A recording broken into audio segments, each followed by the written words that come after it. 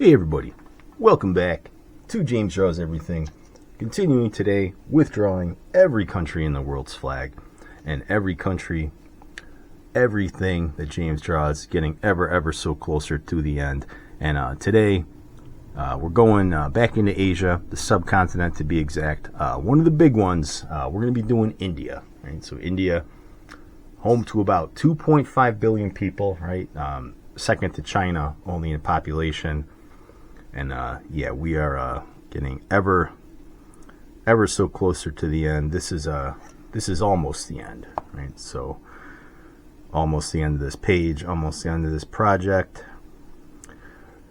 This is the end. This is almost the end. My only friend, almost the end.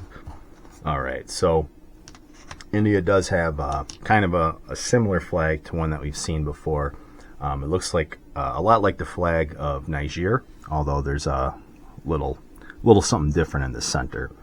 So, history of India, right? Indus Valley civilization. It's one of the oldest in the world. Kind of reached a high point in the 3rd and the 2nd millennia BC, and that's kind of where it extends into the northern parts of what is now modern-day India. And I always thought that India was kind of unique because it's one of the few great powers that never really expanded during its history. So India has always just kind of been limited to the subcontinent, right? And of course, when we talk about India, we're talking about a lot of different people. So India is definitely multi-ethnic, and we'll get into all of that. So Indo-Aryan peoples, you might hear about that.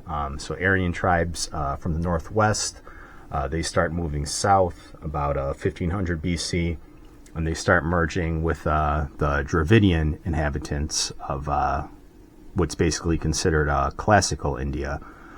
So there's a little bit of a divide that kind of lasts to this very day between those two different groups of people.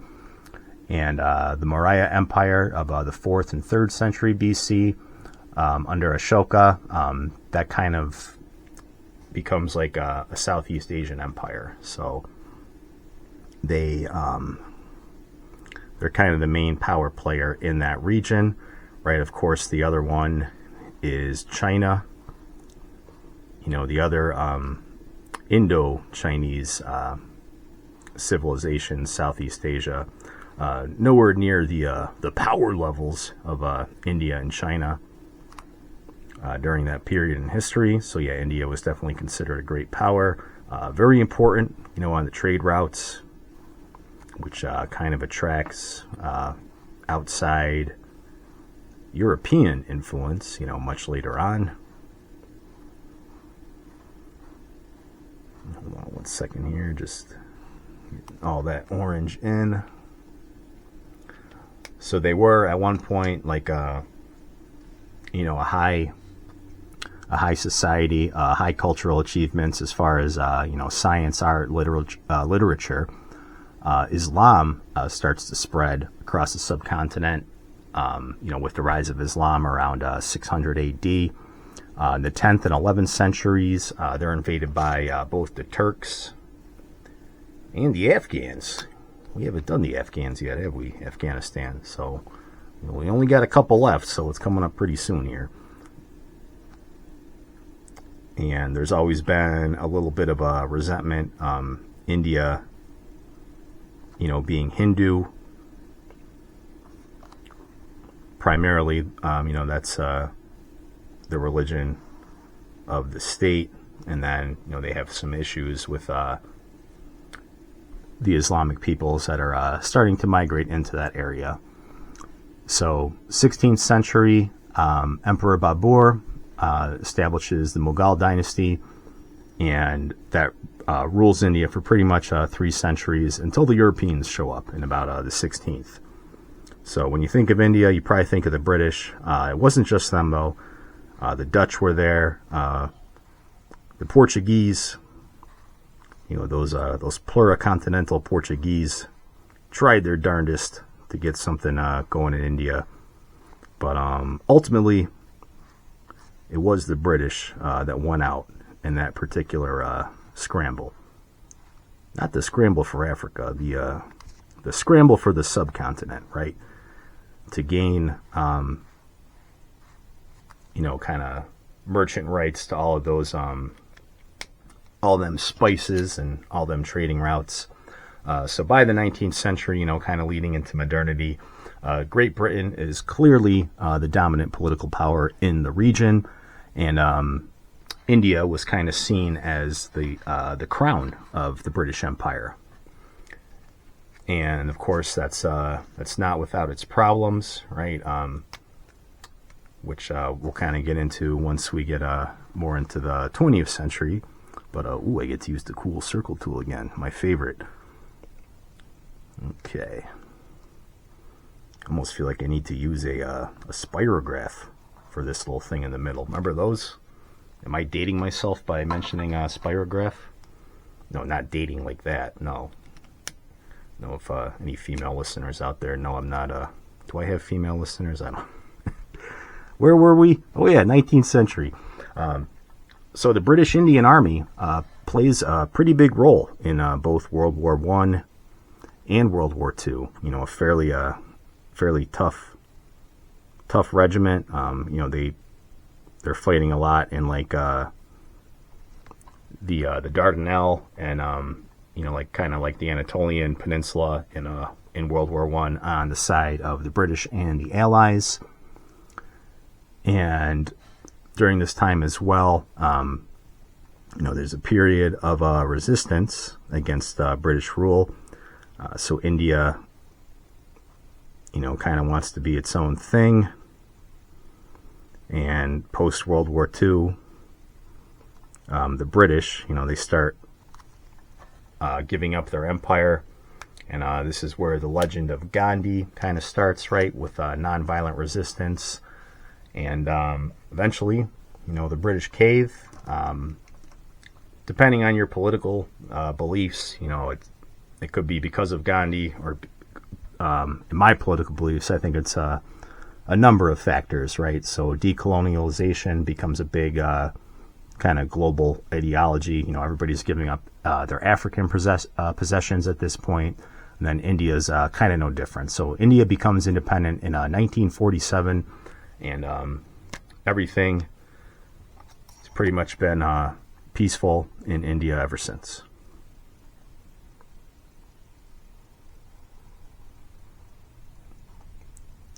That's not the case, right? Right? Come on. So the problem with India is, again, there was a big Muslim migration into the subcontinent, and that caused a lot of problems, with the Hindu people that lived in India at the time. And Hindu is also kind of vague, right? Because several different groups of Hindus and several different groups of Indians in India, right? So you've got like the Sikhs, who are very kind of prosperous kind of go-getters in the north. The Kashmir region, the Punjabs and all that are kind of separate, and they sort of pop off their own kind of independence movements every now and then.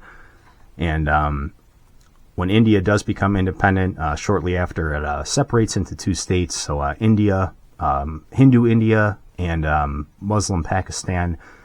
And they fought 3 wars since the independence of both. And the last was in 1971, which resulted in East Pakistan, not Pakistan Classic, OG Pakistan, which is currently Pakistan.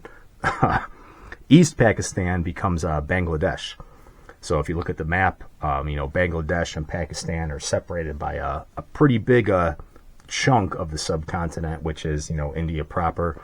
So you kind of have a massive relocation of peoples, moving all the Muslims into Box A, moving all the Eastern Muslims into Box B, keeping all the Hindus where they're at.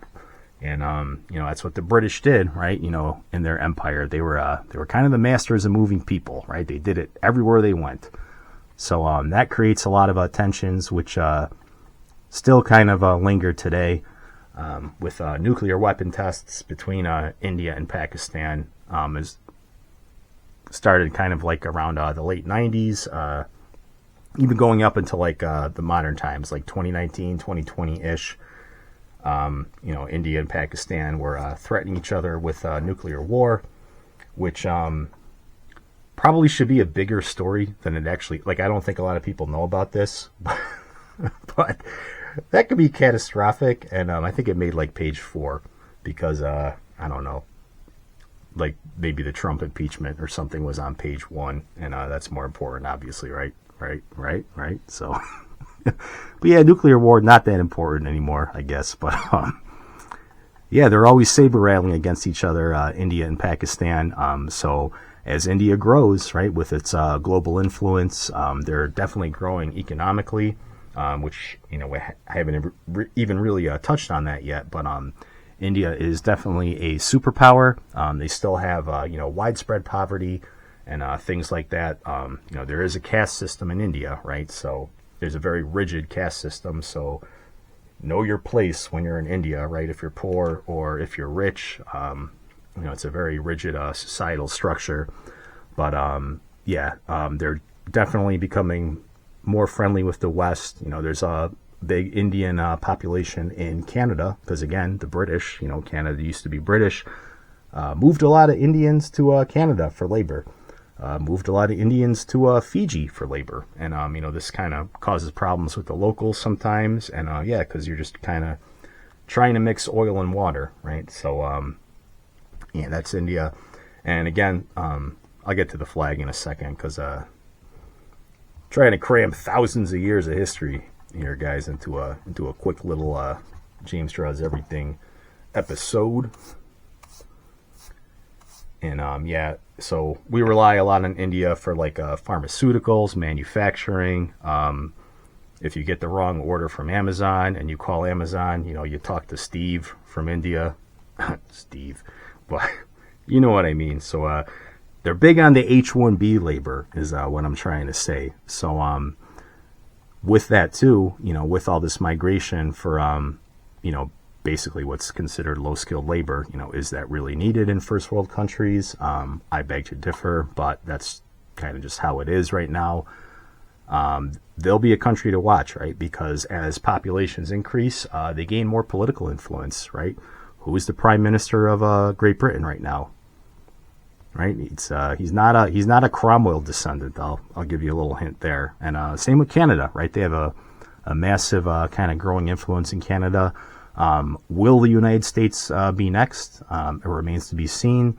But again, India, not without its issues internally, but they definitely seem to be kind of a lot like China, much stronger outside of their own country, than they are in India itself. But with that said, again, 21st century, we're still kind of early in the 21st century. If you're watching this from 2042, if the world hasn't been annihilated by the India-Pakistan nuclear war yet, I'm coming to you from 2025, the distant past. But in my time, we're still early in the 21st century. The future is uncertain, but India will definitely be a place to watch. With that said, what does that flag mean, James? So you got a tricolor flag, right? So you got 3 equal bands here with kind of a blue little spirograph deal in the middle. And the saffron represents courage, sacrifice, and the spirit of renunciation. What the heck's a saffron? I guess that's the orange. I should know better. I'm an artist, right? I don't know what saffron is. I'm just reading this and using a process of elimination, right? So the white, I know what white is. That's white. White represents courage, sacrifice, and I'm sorry, I already said that. White signifies purity and truth. And then the green, I know what green is too. Green stands for faith and fertility. And then this blue thing in the middle, right? That's a chakra symbol. Symbolizes the wheel of life in movement and death in stagnation. So kind of like a Hindu sort of a symbol there. And again, it is very similar to the flag of Niger. Exact same colors, although Niger just has a small orange dot in the middle instead of the the chakra spirograph. So, with that said, that is India. That's India's flag. A little history lesson, a little future history lesson, and let me know what you think. Like, comment, and subscribe, and I will catch you on the next video.